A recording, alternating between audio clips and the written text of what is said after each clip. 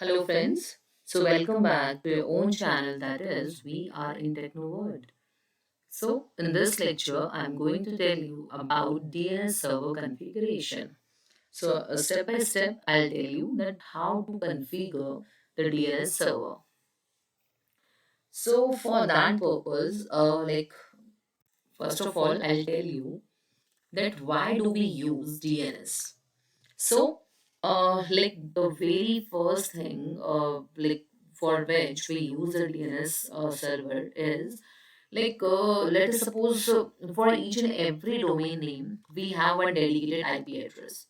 Let us suppose it is 192.168.1.1. So for the client, it is very difficult to remember this IP address. So for that purpose, this DNS is used so that easy name resolution could be done. Let us suppose we are having www.google.com and the IP address for www.google.com, let us suppose is 168.121.1.1. So the client could not remember this IP address. So that's why one domain name has been given to this IP address, that is www.google.com. So in this video lecture, I'm going to tell you that let us suppose if we are having any IP address, then how to give the domain name to that dedicated IP address. Okay. Now, why do we use DNS? So for that purpose, we have the second important point, that is, it simplifies network communication. Means we can simply write the name, right? So that we could use the services of the server. Then the third main point is it gives the centralized management. Let us suppose if IP address is being changed, though what we could do, we need to only update the DNS, not every device. Okay, so that is why DNS server is used. Now come to the Cisco Packet Tracer. So this is a Cisco Packet Tracer window, and on this console, first of all, we would take one server, we would take after that two laptops and one switch. So everyone now focus on this bottom left corner, right? In this bottom left corner you are having, you need to click on this icon, and this icon is known as Add Devices. After that, here we are trying to take two laptops. So I'm not choosing the PC part, I'm choosing the laptop part. So here you just draw it. This is laptop 1, then laptop 2. Okay, we could zoom out. After that, we are in a need of switch. So click on switches. Then as you could see, we are having so many switches. But here we are trying to take 2960. Okay, so 2960 switch I have taken. This is the model number of the switch. Now we need the server. So where actually the server exists? In the end devices only. So click on end devices. Then do click on this third part, that is server. So click on it and do take one server on the top of this Cisco Packet Tracer console. Okay, now we need to make the connections between these devices. So for that purpose, click on connections. आपको ये जो orange color का icon दिखाई दे रहा है, this is known as connections. So click on it. After that, do choose copper straight through cable. This is copper straight through cable, as you could see the name over here, copper straight through cable. After that, make the connection between the server and with the switch. Then again click on copper straight through cable, click on laptop, fast Ethernet 0, and click on switch, that is fast Ethernet 0 by 2. Then again do take this copper straight through cable and try to connect this laptop with this switch. Okay, as you could see, right now the connection is being shown with the orange dots, right? But within few seconds it would be turned into green, right? So that we could say yes, connection has been established, right? As you could see, the connection for this and for this has been turned into gray, right? Okay, now what is the next thing which we need to apply? So now, as you could see, the connection has been turned into green. That means we have established a very good connection. But now we need to do so many settings into the server part, into the laptop part, into the laptop part, right?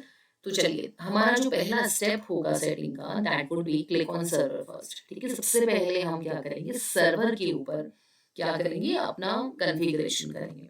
So click on it. अब आप ध्यान से देखिएगा। So the very first thing on server is click on desktop. आप desktop पे click करेंगे।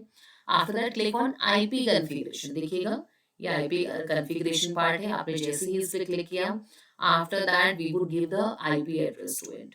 हमें server को भी हमेशा एक आईपी एड्रेस देना होता है, ठीक है, क्योंकि वो एक तरह की एंड डिवाइस ही है, राइट। यहाँ पर आप देख सकते हो ये जो दो लैपटॉप है, ये क्लाइंट का रोल प्ले कर रहे हैं, और जो सर्वर है वो हमारा सर्वर है। That means we are making a client to server connection, ठीक है। तो ये क्लाइंट्स क्या करेंगे, सर्वर से रिस्पॉन्स मांगेंगे, ठीक है। So for that purpose we need to do the settings for it. चलिए, तो IP address let us suppose हम देते हैं 191.162.1.1, ठीक है। आप आईपी एड्रेस ध्यान रखिएगा। चलिए, now just press enter so that subnet mask would automatically come. अब देखिए, आपने जैसे एंटर प्रेस किया, सबनेट मास्क ऑटोमेटिकली आएगा। चलिए, अब यहाँ पे इंपॉर्टेंट पार्ट कि हमें डीएनएस सर्वर का भी एक आईपी एड्रेस देना पड़ेगा, क्योंकि हम इस सर्वर को क्या करना चाह रहे हैं, अपना एक मेन डोमेन बनाना चाह रहे हैं। That is why, right. तो हम चाह रहे हैं ये जो आईपी एड्रेस है यही सेम डीएनएस सर्वर के लिए आईपी एड्रेस और डीएनएस सर्वर का काम करे, राइट। तो इसलिए हम इसको क्या करेंगे, सेम आईपी एड्रेस प्रोवाइड करेंगे, दैट इज 191.162.1.1, ठीक है। तो ये सेम रहेगा। अब अगर हम किसी भी लैपटॉप से इसको कनेक्ट करेंगे या कोई भी क्वेरी अगर हम यहाँ से करेंगे, तो we would ask for this IP address, ठीक है। तो चलिए, नाउ क्लोज इट। ये थी हमारी पहली सेटिंग।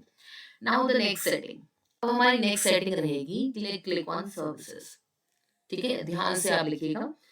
पहला काम हमने किया आईपी कॉन्फ़िगरेशन, नेक्स्ट हमारा काम होगा सर्विसेज। क्लिक ऑन सर्विसेज या गो टू द सर्विसेज। चलिए, तो गो टू द सर्विसेज में हमारा सबसे पहला काम क्या होगा, डीएनएस पे क्लिक करना। Click on DNS. चलिए, अब हमें सबसे पहले डीएनएस सर्विसेज ऑन करनी होगी, तो click on on button. Then what type of name you wants to provide to a server, because यहाँ पर आप डोमेन नेम सर्वर की कॉन्फ़िगरेशन कर रहे हैं ना, राइट। तो आप जब अपने सर्वर की कॉन्फ़िगरेशन कर रहे हैं, तो आप इसको एक डोमेन नेम देना चाहते हैं। आप चाहते हो कि आपके जो क्लाइंट्स हैं वो इसको आईपी एड्रेस से सर्च ना करके आप उसे एक इजी एक्सेस देना चाह रहे हो, राइट। तो लेट अस सपोज हमने एक इसको आईपी एड्रेस दे दिया जिसका नाम है, late us suppose my DNS website, या फिर आप नॉर्मली वेबसाइट भी लिख सकते हो, ठीक है। ये टोटली आप पे डिपेंड करेगा, बट मैंने यहाँ पर लिख दिया माय डीएनएस, कैपिटल में मैंने लिखा है, और वेबसाइट, ठीक है। अच्छा, आप कंफ्यूज ना हो तो मैं इसको क्या कर देती हूँ, स्मॉल लेटर्स में लिख देते हैं, ठीक है।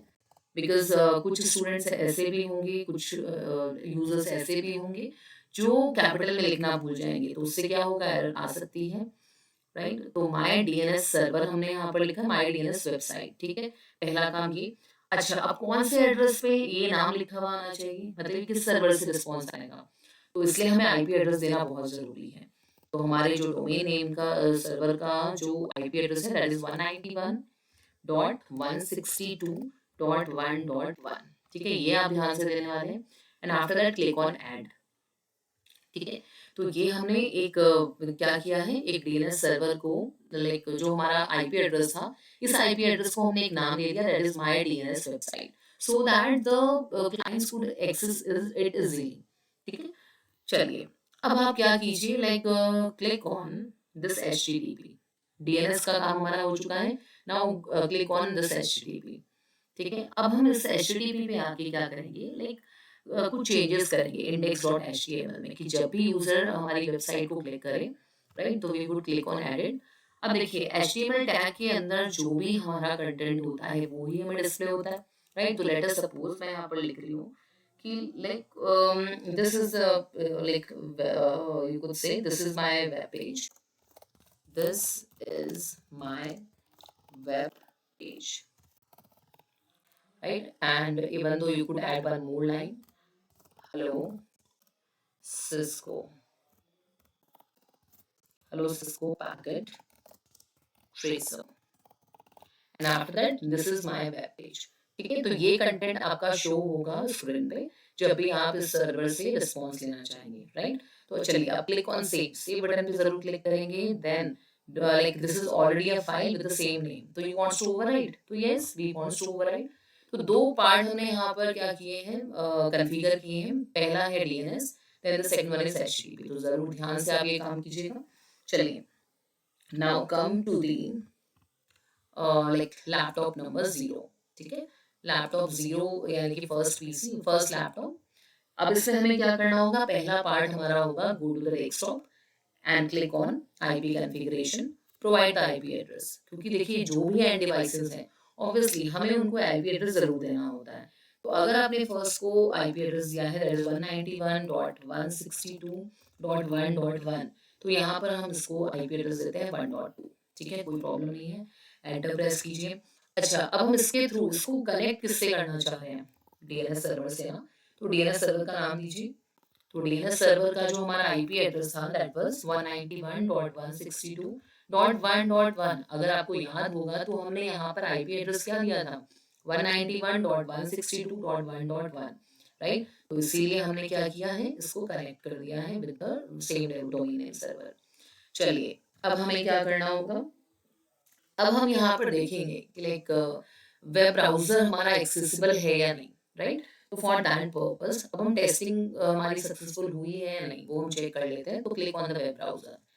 अभी देखिए, अभी हम सिर्फ लैपटॉप 1, ये जो हमारा है लैपटॉप 0, इसको हम सर्वर से कनेक्ट हुआ है या नहीं ये टेस्टिंग कर रहे हैं। So that is why click on web browser. Second PC अभी कनेक्ट हुआ ही नहीं है। चलिए, अच्छा लेट अस सपोज अब हम इसको चेक करते हैं आईपी एड्रेस से। तो आईपी एड्रेस हमारा क्या था सर्वर का, 191.162.1.1, यही था आपके डोमेन नेम सर्वर का आईपी एड्रेस। तो क्लिक ऑन वो, देखिए लिखा हुआ है hello Cisco packet tracer, this is my web page. ठीक है, चलिए अब इसे क्लोज करते हैं, फिर से वेब ब्राउजर पे क्लिक करते हैं। अब चलिए, कुछ क्लाइंट्स ऐसे हैं जो आईपी एड्रेस नहीं याद रख सकते, और मैक्सिमम अगर हम बात करें तो हमारे पास ऐसा ही क्लाइंट है जो इंटरनेट सर्विसेज यूज करना चाहता है, जस्ट लाइक कोई ईआरपी है, या फिर yahoo.com है, या फिर google.com है, या फिर किसी यूनिवर्सिटी की वेबसाइट है। तो हर एक डोमेन को क्या मिलता है, एक आईपी एड्रेस मिलता है, राइट। तो लेट अस सपोज मैंने यहाँ पर नाम क्या दिया था, मैंने नाम दिया था माय डीएनएस वेबसाइट। तो ये एक्सेसिबल होनी चाहिए, तो क्लिक ऑन गो।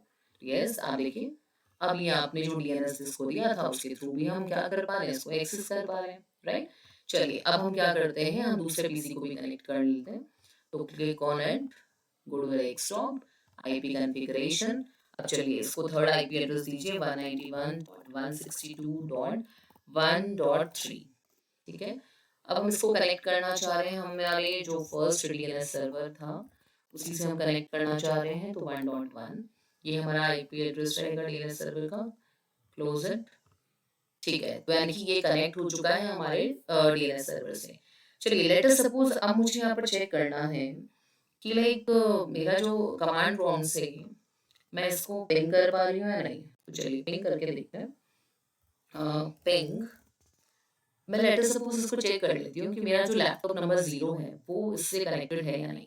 तो उसका आईपी एड्रेस पहले हम लिख लेते हैं, 191.162.1.2 था। तो यस यू कुड सी कि रिस्पॉन्सेज आर कमिंग। ठीक है, तो इट इज कनेक्टेड। लेकिन अगर मैं नाम यहाँ पर लिखती हूँ लाइक पिंग, यहाँ पे लैपटॉप का नाम क्या है, as you could see laptop 0 ना। तो चलिए लिख के देखते हैं लैपटॉप 0। तो देखिए ping request could not be found, right. Why, because हमें यहाँ पर ऐड ही नहीं किया है। तो चलिए अभी हमें इसका एक नाम हम यहाँ पर ऐड करते हैं। तो what you do, just click on this server. ठीक है, हम क्या करेंगे, सर्विसेज पे क्लिक करेंगे, डीएनएस पे जाएंगे, और अगेन डीएनएस सर्विसेज ऑन करके एक नाम यहाँ पर देंगे दैट इज लैपटॉप 0। ठीक है, अब किस आईपी एड्रेस पे, तो हम बताएंगे 191.162.1.2 पे हमारा ये डीएनएस नेम जरा आप ऐड करें। तो क्लिक ऑन ऐड। ठीक है, दिस हैज बीन एडेड। तो चलिए अब हम वापस आते हैं हमारे लैपटॉप नंबर 1 पे, जो हमारा सेकंड लैपटॉप है। Click on command prompt. चलिए अब वो सेम कमांड हम लिख के देखते हैं। तो अब देखेंगे ping laptop 0, is it accessible? तो yes, as you could see it is accessible now. ठीक है, तो आपको अगर कभी भी कोई डोमेन नेम देना हो तो आपको क्या करना होगा, उस सर्वर पे जाके लाइक उसको उस आईपी एड्रेस को एक लाइक डोमेन नेम जो कि इजीली एक्सेसिबल है बाय द क्लाइंट्स, आपको वो देना होगा। ठीक है, so just like that you need to add it. Alright, so I think this is clear to everyone कि how exactly DNS server configuration would be done in the Cisco Packet Tracer. So hope you like this video. But still, if you would be having any confusion, so you could write in the below comment box. So thank you everyone. Thank you so much.